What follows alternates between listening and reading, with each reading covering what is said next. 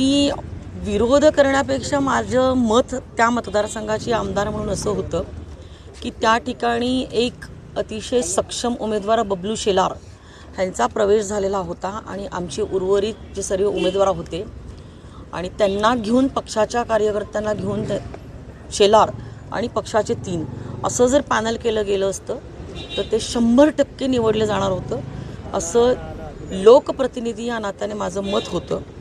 माझा अदरवाईज कोणाच्या पक्षाला कोणाचा पक्षप्रवेशाला विरोध करण्याचं कारण नाही. कार्यकर्त्याच्या पाठीशी मला असं वाटतं की जे वर्षानुवर्ष कार्यकर्ते काम करतात आणि जर निवडून येण्याचे संकेत आपल्याला दिसत आहेत तसं लोकप्रतिनिधी म्हणून मला वाटत होतं की ह्या ठिकाणी बाहेरून आलेला 1 आणि त्याच्याबरोबर 3 दिले तर निश्चित स्वरूपामध्ये पक्ष विजयी होईल ह्याच्यासाठी मी आजची भूमिका मांडलेली होती.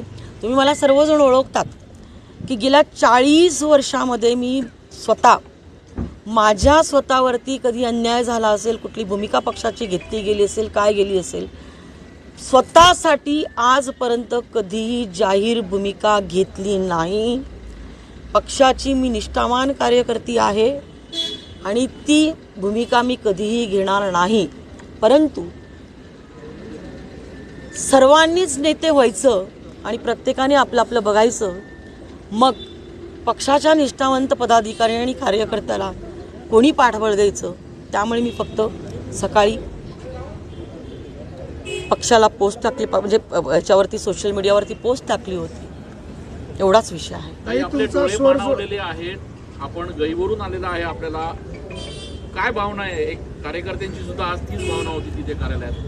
नाही, गैवरून येण्याचं कारण महत्त्वाचं म्हणजे मी एक अतिशय सामान्य कार्यकर्ती आहे आणि माझ्या डोळ्यासमोर जर कार्यकर्त्यांना बळी दिला जात असेल तर हे काही बरोबर मला वाटलं नाही. जे आज पक्षामध्ये आलेले आहेत, पक्षाची वरिष्ठ पदाधिकारी म्हणून मी त्यांचं स्वागत करते, पण आज जे काही घडलं ते मला काही आवडलेलं नाही आहे.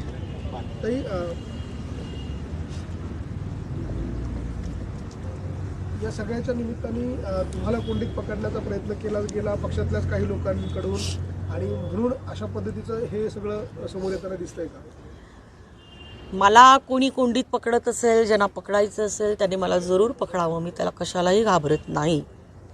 परंतु ह्या सगळ्या विषयांच्या माध्यमातून मला असं वाटतंय की माझ्या भूमिकेच्या सोबत आमच्या जुन्या पक्षाच्या नेत्यांनी ह्या विषयामध्ये जर उभे राहिले असते तर पार्टीच्या कार्यकर्त्यांना आज वेगळा संदेश गेला असता. मी गिरीश महाजन साहेबांवरती अजिबात नाराज नाही.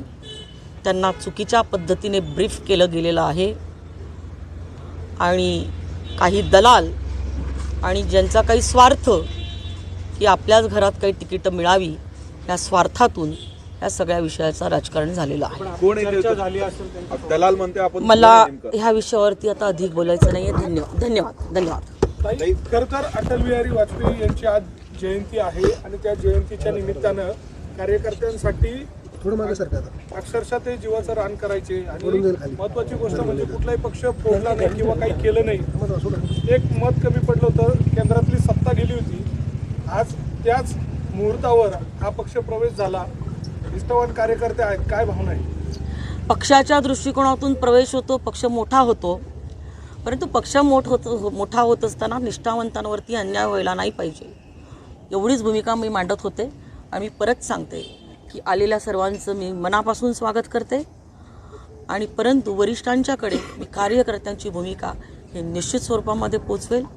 गिरीश महाजन साहेबांनी मला सांगितलेलं आहे की आज प्रवेश झालेला असला तरी उमेदवाऱ्या फायनल नाही. आपण दलाल हा शब्द वापरला, नेमकं काय म्हणायचं? बस मला ह्या विषयावरती अधिक बोलायचं नाही. ताई, असं देखील त्यांनी म्हटलं की तुमचा विरोध जो आहे हळूहळू मावळेला, असं त्यांनी म्हटलेलं आहे. तुमचा विरोध मावळेला आहेत का? पुढे त्यांना सोबत मी तर तुम्हाला सांगितलं की आता पक्षामध्ये प्रवेश झालेला आहे त्यांचा. आता ते भारतीय जनता पार्टीचे झालेले आहे आणि भारतीय जनता पार्टीच्या विचारधारेमध्ये आमची 3री-4थी पिढी आहे. माझे सासरे 1990 साली पार्टीचे अध्यक्ष होते. सुहास फरांदेंनी अख्खा महाराष्ट्र पिंजून काढलेला आहे. 6 वर्ष कानाकोपऱ्यामध्ये मग ते फिरलेले आहे. अनेक वेळा माझ्यावरती अन्याय झाला असेल, पण मी कधीही जाहीरमध्ये भूमिका घेतली नाही. आणि मला आज खूप वाईट वाटतंय की आज मला हे बोलायला लागतं आहे. आणि माझी भूमिका अशासाठी होती की मला ह्या मतदारसंघाची लोकप्रतिनिधी म्हणून माझ्या डोळ्यासमोर चित्र होतं की ह्या मतदारसंघामधून 4ही प्रवेश आजचे झाले नसते तरी भारतीय जनता पार्टीचं कमळ निवडून येणार होता, हा माझा विश्वास होता. आणि मी कोणाच्या एकाच्या उमेदवारीसाठी ह्या मतदारसंघामधनं किंवा 13मधनं ह्यालाच उमेदवारी द्या किंवा त्यालाच उमेदवारी द्या असाही माझा प्रयत्न नव्हता. धन्यवाद. आपण कॅम्पेनिंगचं संपूर्ण महापालिका निवडणुकीचं कॅम्पेनिंगचं प्रमुख आपल्याला केलेलं आहे. या सगळ्या नाराजीनंतर आपण या सगळ्या निवडणुकीमध्ये सक्रिय राहणार आहात? निश्चित स्वरूपामध्ये निवडणुकीमध्ये मी सक्रिय राहील. पण मला असं वाटतंय की पक्षाच्या वरिष्ठांनी म्हणजे निवडणूक प्रमुख म्हणून मला माहिती देखील नव्हतं. प्रवेशाच्या चर्चा करताना 5-6 जण बसले. ते असं होता कामा नाही असं मला असं वाटतं की वरिष्ठांनी या सगळ्या विषयांची दखल घ्यायला पाहिजे. नेत्यांचा बळी जात असेल तर वेगळी गोष्ट आहे, पण कार्यकर्त्यांचा जर बळी जात असेल तर काही संकेत कार्यकर्त्यांमध्ये चांगले जात नाही. आणि मी काही कुठली सांसानिक नाही आहे की जी आमदार झालेली आहे.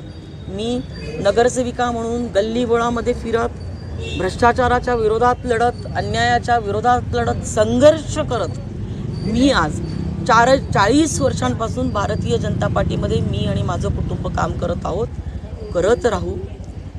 धन्यवाद. जय श्रीराम. गिरीश महाजन यांनी मगाशी असं म्हटलं की सगळ्यांना विश्वासात घेऊन सगळ्यांशी चर्चा करूनच आम्ही हे प्रवेश करतोय.